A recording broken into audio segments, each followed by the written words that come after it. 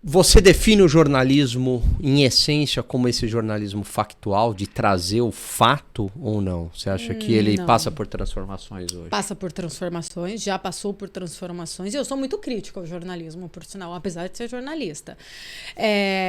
Eu acredito assim, o papel da imprensa ele é fundamental desde que ele seja bem feito. Desde que ele seja realmente feito sem interesses de manipulação. De você trazer... Isso acontece, tá? Isso acontece... E eu não tô falando só no âmbito político em si. Acontece com viés comercial, com o patrocinador que tá pondo dinheiro numa determinada emissora. Tá. Se acontece um escândalo ali, você tem muitas vezes que fica entre o lado jornalístico e o comercial, que existe uma guerra. O comercial vem e fala, alivia ali, não vai bater lá, fulano é cliente, põe dinheiro aqui dentro.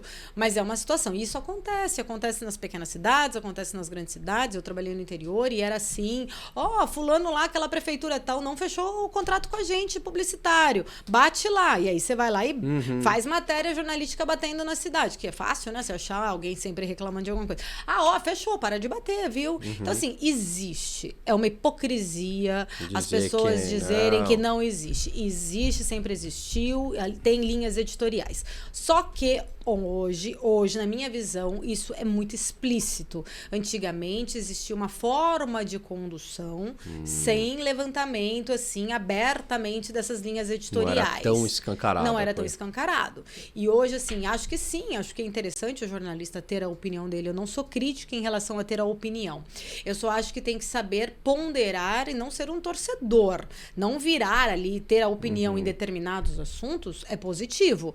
Mas você também tem que ter o argumento dos dois lados, não ter o viés, né? Saber separar. Uma coisa que eu critico muito é quando eu vejo nas redes sociais muitos jornalistas se posicionando e depois é uma situação que eu sempre preservei. Então eu, Paula, vou entrevistar um determinado candidato político.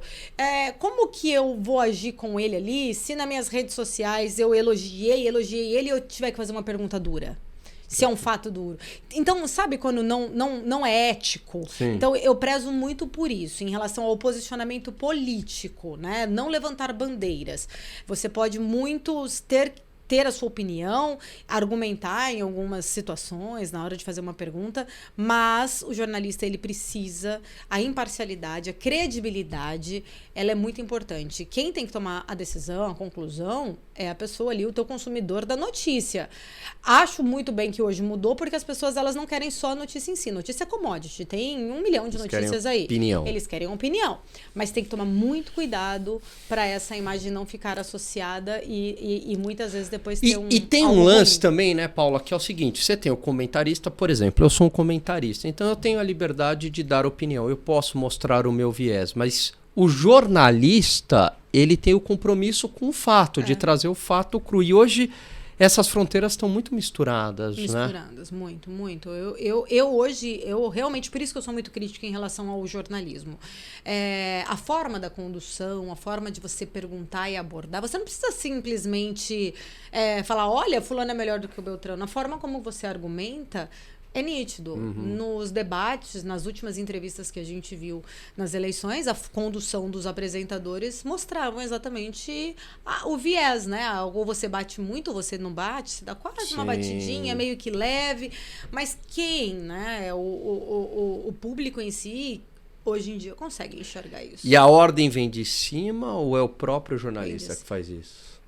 A ordem, em geral, vem de cima, eu acredito que sim, mas é meio que da natureza. O jornalista, né, ele tem muito, na essência dele, e acho que esse foi um dos primeiros motivos, né, que me fizeram escolher essa profissão, apesar que eu sempre fui jornalista, eu falo, mas é aquele lance da justiça social, é de você realmente ajudar quem precisa, você ser a voz de quem não tem voz, né? Esse é o ponto principal. Você ser voz, você argumentar, você saber ser essa ponte entre a comunidade, entre a população e entre as autoridades. Então, um fato, por exemplo, eu morei no Rio de Janeiro. O Rio de Janeiro é uma cidade que se você for ver os noticiários, você acha que é a cidade mais violenta do Brasil e não é. E tem outras capitais muito mais violentas do que o Rio de Janeiro, mas elas não ganham essa exposição na mídia. E por quê? As maiores emissoras estão, né, a sede no Rio de Janeiro. Tem aqui em São Paulo, mas a sede em si, matriz, por exemplo, o Globo é Rio de Janeiro. Quando você expõe um problema, teoricamente, você meio que cobra dessa autoridade resolver esse problema. O papel do jornalista é esse. Então, eu vou mostrar o problema até que aquela autoridade resolva esse problema. Então, quando você expõe bastante, né, por exemplo, se você pegar um jornal de 50 minutos e você tem 5 matérias que mostram só o lado do problema ali, fica muito marcado. Então, assim, alguma coisa tem que ser feita para solucionar, porque a imprensa cobra, é o papel da imprensa. Então, muitas vezes as pessoas elas têm uma imagem só pelo que a mídia vende. Mas a gente tem capitais muito mais perigosas do que o Rio de Janeiro. É claro, existe uma violência no Rio? Existe, muito. E elas são mais pontuadas. Eu tive muitos tiroteios. Eu estive lá no Complexo do Alemão no dia que houve aquela... Subiu o morro e tudo? Ixi, muito, mas muito, ouvia muito. tiro? Muitas e muitas Caramba, vezes. Paula. As primeiras vezes, teve uma vez que eu falei assim, eu vou desistir, eu não vou correr esse risco na minha vida, né? Engraçado sair de Rio Preto. Em Rio Preto as pessoas são muito vaidosas, sempre usei muito salto, né? E aí cheguei lá no Rio de Janeiro e Rio Preto eu era apresentadora. Cheguei no Rio de Janeiro, para minhas primeiras pautas eu fui de salto alto. Eu gosto de salto, até tô de salto aqui. Como que você corre no tiroteio de salto? Não. Ranquei o sapato, joguei pra cima e corri, porque eu não tava no meio de um tiroteio. Gente. Inúmeras vezes, assim, inúmeras, eu nem sei pontuar, mas assim, alguns casos específicos, aí eu aprendi, né, que no Rio não dá pra você andar de salto, né, só a repórter tem que usar a rasteirinha ali, porque você vira e mexe, passa por pautas assim. Você tá indo fazer uma pauta X, de repente começa um tiroteio e você vai. E aí em alguns momentos, meus pais sofreram muito. Coita, ficavam super apreensivos. Muito apreensivo, muito.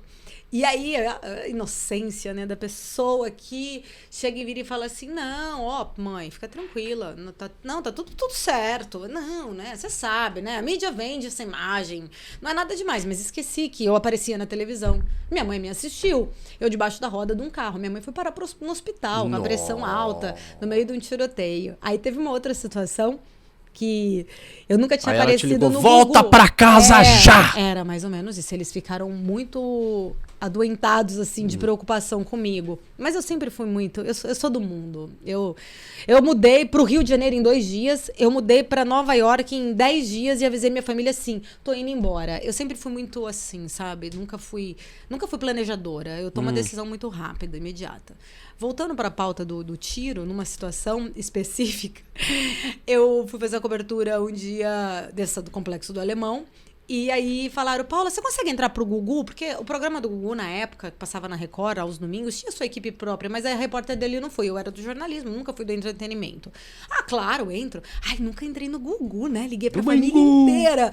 Eu tô no Gugu, vai, me assiste aí, eu tô no Gugu, vou entrar no Gugu. Tá bom, tava tranquilo o ambiente na porta ali, né? De uma das saídas do Complexo do Alemão, aqueles tanques de guerra, né? Todo mundo do exército, aqueles anfíbios, assim, todos parados. E eu lá, no meio, a família inteira assistindo, minha família é enorme, né? Ai, ela, o maior orgulho, tá no programa do Gugu. Começa um tiroteio ao vivo.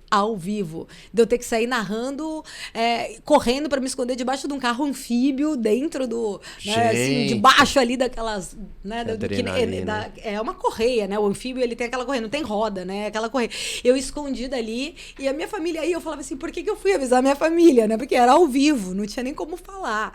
Quase matei eles do coração, mas faz parte, né? Eu acho que é o jornalismo que não dá pra você falar, não vou fazer isso. Faz parte de mim, é de mim, entendeu? Eu sempre fui assim.